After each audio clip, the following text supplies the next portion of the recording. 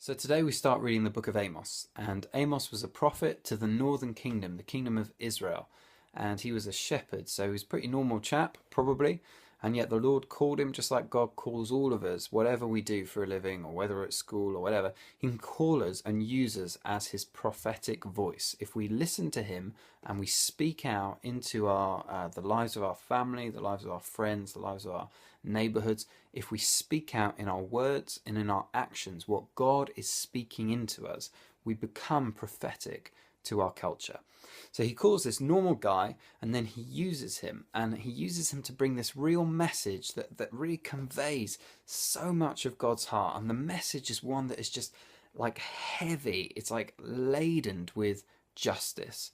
It's like dripping off the pages of Amos, just God's love for the poor, God's heart for justice, God's fierce anger against the way in which people have been treated by humanity. And so he starts with talking about the various nations that are around Israel, Moab and all these other ones, and they get judged. And you think, oh my word, God's being very harsh on Israel's neighbors. And then you realize that God's not he doesn't have favoritism. He also judges his own people by the same standard. Actually, sometimes he holds them more accountable. So Judah gets judged, and then finally it comes to Israel. And you can see the main thing that God has a problem with Israel in chapter 2, verse 6. They sell the innocent for silver and the needy for a pair of sandals. They trample on the heads of the poor as on the dust of the ground, and deny justice to the oppressed. So with that, you would have thought, okay, well, maybe Israel will change. Amos is coming, and there are other prophets that get sent. But you also see Israel's sin is not simply that they do this stuff. It's that they aren't willing to be corrected by God, no matter how hard he tries. So a little later on, I also raised up for you prophets from among your children, and Nazarites, which are kind of people specially set apart for God, and Nazarites from among your youths.